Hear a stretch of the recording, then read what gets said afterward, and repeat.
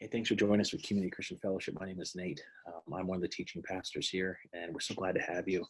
For those that haven't had a chance to join us, we're going through Passion Week, through Holy Week, just covering the footsteps of Jesus leading up to his death, burial, and his resurrection.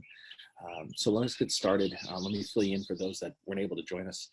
We talked a little bit about Sunday, Palm Sunday, on Jesus's triumphant entry into Jerusalem, riding on a donkey, and how that fulfilled the prophecy of Zechariah 9:9.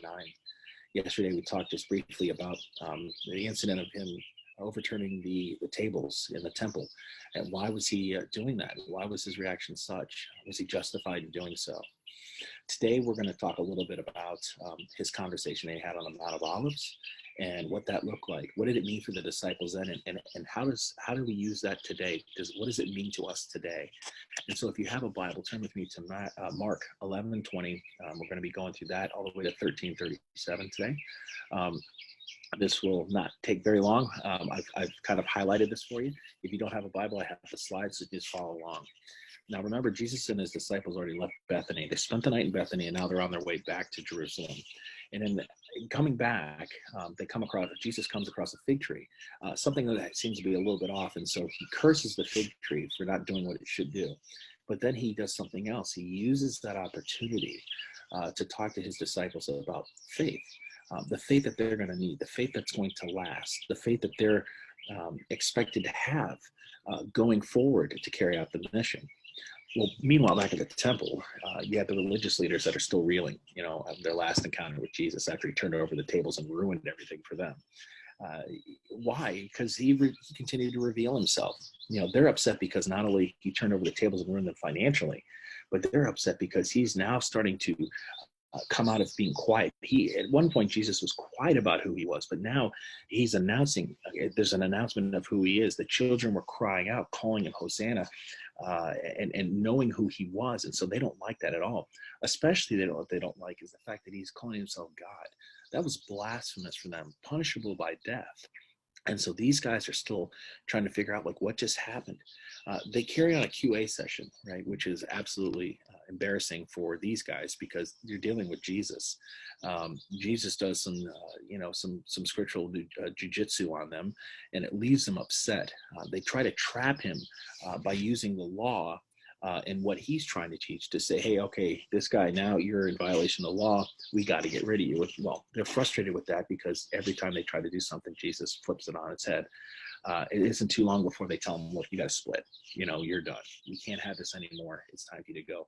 But before Jesus leaves, he has some choice words to tell them and to tell them about themselves. And so look with me at Matthew 23. He calls them blind guides. He calls them whitewashed tombs. Beautiful on the outside, but filled on the inside with dead people's bones and all sorts of impurity. And look at this next part. Outwardly, you look like righteous people, but inwardly, your hearts are filled with hypocrisy and lawlessness. He calls them snakes, sons of vipers. Jesus didn't mix any words at all. He didn't mince words at all with anyone. He called it like he saw it. And that's what these guys were. They were hypocrites. They were not for the people. They were not doing what they should have done. And he calls them on it. Well, no one likes that. And Jesus takes off with his disciples. They go to the Mount of Olives to have a conversation. It isn't till later on in the afternoon that Jesus is overlooking Jerusalem, where the temple is, and he starts to sit down and he begins to teach his disciples even more. They talk about all kinds of topics, namely, they talk about the destruction of Jerusalem, talk about the end times. They talk about Jesus' second advent, his second coming. Remember, he'd been telling his disciples the whole time, he's like, look, I'm going. And they're trying to figure out where that fits in this puzzle. Like, how is this piece of what Jesus said fit into my life? What does it mean? Well, what I can tell you is that the lessons that he taught while on the Mount of Olives, the Olivet Discourse is what it's called, are not only valuable, or were valuable for them, they're also applicable to us today. And so, if you will, let me just read this real quick. Mark 13:3-8, and this is kind of valuable for us. Just listen to what it says. Mark 13:3 says, as Jesus was sitting on the Mount of Olives opposite the temple, Peter, James, John, and Andrew asked him privately, tell us, when will these things happen, and what will be a sign that they're about to be fulfilled? Watch Jesus' response. Jesus said to them, "Watch out that no one deceives you. Many will come in my name claiming that I am he, and will deceive many. When you hear the wars and rumors of wars, do not be alarmed. Such things must happen, but the end is still to come. Nation will rise up against nation and kingdom against kingdom. There will be earthquakes in various places and famines. These are the beginnings of birth pains." Why did Jesus say that? What was the point? His point was, if these guys were going to carry out this mission, if these guys were going to carry on the ministry and get the gospel out there of who he was, that there's going to be all kinds of things that are going to happen, and people are going to get nervous, right? People are uncertain during these times, or at least they were then. That's no different now. We get a little bit nervous when we start to see these signs of things happening, earthquakes and rumors of war. Does it sound familiar? And the problem is that we have people that are willing to take advantage of others out there for the purposes to control. And so Jesus is warning them, and he's warning us. He's saying, listen, during those times, you're going to have people that are going to come forward and say that I am the Messiah, that you need to follow me. And sadly, there are going to be plenty of people that are going to follow in his footsteps. But what I'm here to tell you today, church, is that we know the King. We know the King because we study the King. And folks, that's why it's so important to know the one true Messiah.